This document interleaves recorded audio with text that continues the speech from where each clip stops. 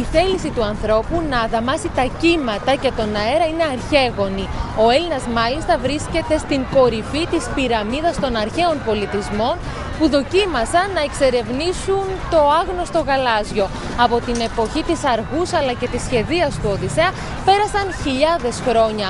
Ο άνθρωπος εξοικειώθηκε με το υγρό στοιχείο και πλέον στη θάλασσα διεξάγονται διάφορα συναρπαστικά αλλά και άκρως απαιτητικά αθλήματα. Το κορυφαίο όλων η ιστιοπλοεία.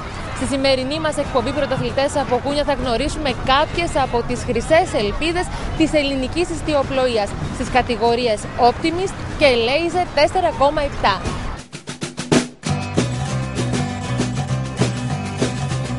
Ο Γιώργος Καραδήμας θα πάει στον Άγιο Δομήνικο για το παγκόσμιο. Γιώργο, ποιος είναι ο στόχος σου? Ο στόχος μου είναι γενικώς να κάνω μια καλή εμφάνιση, να δείξω πως η χώρα μας έχει ένα καλό επίπεδο στην ιστιοπλοεία και ίσως και να πάρω το παγκόσμιο.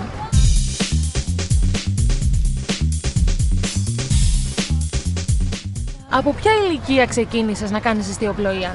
Ξεκίνησα από 6 χρονών. Κοιτάξτε, τώρα είναι μια πολύ μικρή ηλικία, αλλά είναι καλή εμπειρία. Βλέπεις ωραία πράγματα. Είναι δύσκολο για ένα παιδί να ασχοληθεί με την ιστιοπλοεία? Στην αρχή ίσως του φανεί δύσκολο, αλλά μετά θα του αρέσει, πιστεύω. Ποιοι είναι οι προσωπικοί σου στόχοι από εδώ και πέρα? Είναι το παγκόσμιο που είναι πιο κοντά απ' όλα. Και μετά να πάω σε μεγαλύτερες κλάσεις και να γίνω ακόμα καλύτερος. Έχεις κάποιον αθλητή ως πρότυπο? Τη Σοφία την Πεκατόρου. Δηλαδή πιστεύω πως ήταν πάρα πολύ καλή και την θεωρώ σαν πρότυπο. Θέλω να μου πεις τώρα τι κάνεις στον ελεύθερο χρόνο σου. Ξεκουράζεσαι, ασχολείσαι με τα μαθήματά σου, κάνεις κάτι άλλο? Κυρίως ακούω μουσική, κάνω ποδήλατο και ένα άλλο χόμπι είναι το μπάσκετ. Μ' αρέσει πολύ, παρακολουθώ και στην τηλεόραση. Πάντως πρέπει να είστε και πολύ καλά γυμνασμένοι και ειδικότερα δε στη μέση και στα πόδια, έτσι δεν είναι? Σε βοηθάει αυτό να γυμνάζεις το σώμα σου? Είναι ένας καλός τρόπος γυμναστικής? Όπως μου έχει πει και ο προπονητής μου, η ιστιοπλοεία δεν γυμνάζει, αλλά πρέπει να είσαι γυμνασμένος για να την κάνεις. Κύριε Καραδήμα, τι σας όθησε να εγγράψετε το παιδί σας στην ιστιοπλοεία? Αυτό που πιστεύω ότι έπαιξε ρόλο ήταν καταρχάς η αγάπη μου για τη θάλασσα και η αγάπη των παιδιών για τη θάλασσα. Πόσο δύσκολο είναι να δίνει την ίδια προσοχή στα μαθήματα αλλά και στον αθλητισμό? Το κομμάτι του πρωταθλητισμού δυσκολεύει για το παιδί όσο προχωράνε οι τάξεις και όσο αυξάνουν οι υποχρεώσεις του σχολείου. Και ειδικά αν το παιδί θέλει αργότερα να σπουδάσει.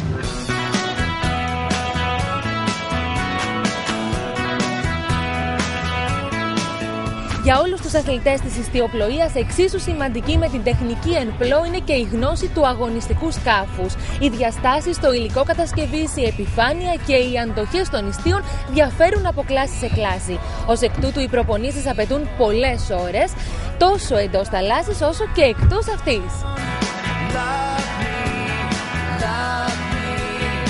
Έχουμε κοντά μας μια νεαρή πρωταθλήτρια και πιο συγκεκριμένα τη σημερινή νικήτρια στην κατηγορία Optimist που είναι για παιδιά μέχρι 11 ετών.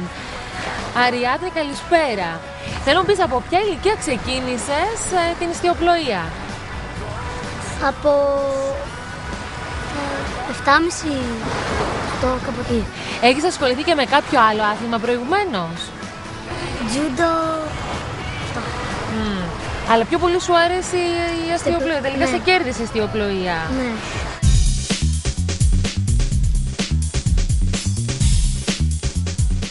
Τι είναι αυτό που σε δυσκολεύει περισσότερο? Το κρέμα. Δηλαδή τι είναι? Όταν έχει πολύ αέρα, επειδή το σκάφος γέρνει στην αντίθετη πλευρά από εμάς, πρέπει να βγάζουμε έξω την πλάτη μας και να κρυμνόμαστε για να το φέρουμε σε ίσια θέση. Θέλω να μου πεις πώς περνάς τον ελεύθερο χρόνο σου. Συνήθως παίζω ποδόσφαιρο, βλέπω τηλεόραση, κάνω και τα μαθήματά μου. Είσαι καλή μαθήτρια στο σχολείο? Είμαι. Τι τάξη πας? Πέμπτη. Τι ομάδα είσαι? Ολυμπιακός. ποια είναι τα πρώτα πράγματα που έμαθες στην ιστιοπλοεία? Πώς να κάνεις ένα τάκ, μία πότζα, κάποιες λέξεις ιστιοπλοϊκές είναι. Πώς να ταξιδεύεις στις πλεύσεις και αυτά. Κύριε Παπαδημητρίου, με επιτυχία ολοκληρώθηκε το δεύτερο κύπελλο για το χαμόγελο του παιδιού και μάλιστα σε αυτό ως όμιλος αποσπάσατε 3 χρυσά. Πόσο συμβάλλει η λειτουργία του ομίλου σας στην δημιουργία αγωνιστικού ιδεώδες? Εμείς στον όμιλο έχουμε 2 αγωνιστικές ομάδες. Μία είναι η πρώτη αγωνιστική ομάδα που είναι 20 παιδιά.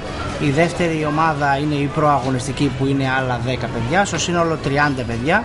Σήμερα εδώ για το χαμόγελο του παιδιού, επειδή στηρίζουμε πάντα τέτοιου είδους διοργανώσεις κοινωνικού χαρακτήρα, έχουμε έρθει με μια ομάδα 26 παιδιών. Δουλεύουμε πάρα πολύ όλο το χρόνο, με 4 προπονήσεις εβδομαδιαίως. Πείτε μας λίγα λόγια για την οργάνωση και τη λειτουργία του ομίλου σας.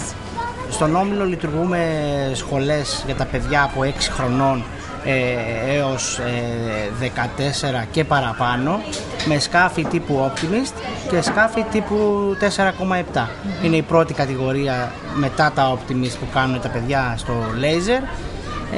Έχουμε 3 προπονητές οι οποίοι στηρίζουν την ακαδημία μας, ας το πούμε. Μετά από αυτό, τα παιδιά τα οποία έχουν τις απαραίτητες γνώσεις προχωράνε στις προαγωνιστικές ομάδες. Πολλές κατηγορίες της ιστιοπλοείας, όπως αυτές με τις οποίες ασχολούνται οι σημερινοί μας πρωταγωνιστές, αφορούν έναν αθλητή ή μία αθλήτρια. Η αίσθηση της ελευθερίας στην ανοιχτή θάλασσα και ταυτόχρονα το δέσιμο με το σκάφος είναι συναισθήματα μοναδικά, για τα οποία μπορούν να μιλήσουν μόνο όσοι έχουν και την ανάλογη εμπειρία.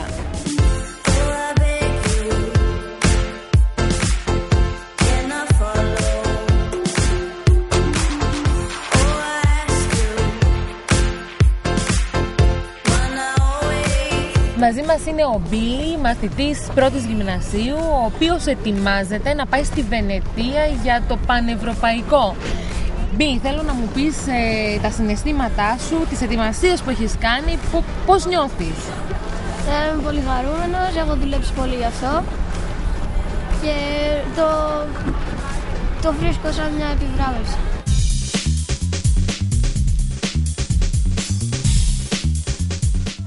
Από ποια ηλικία ξεκίνησες να κάνεις ιστιοπλοεία?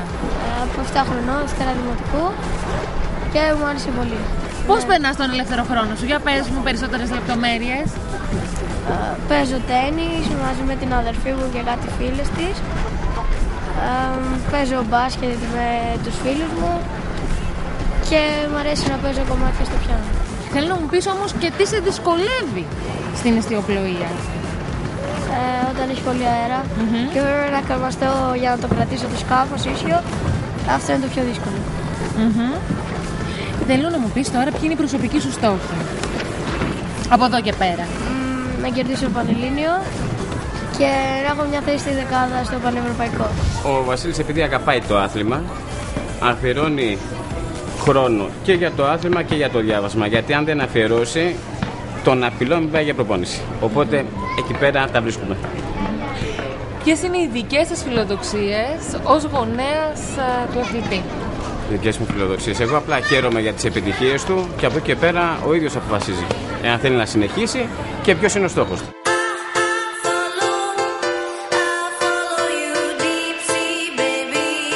Πάμε σε ένα σύντομο διαφημιστικό διάλειμμα και επιστρέφουμε στο ναυτικό αθλητικό όμιλο Βάρης Βάρκηζας. Μη φύγει κανείς.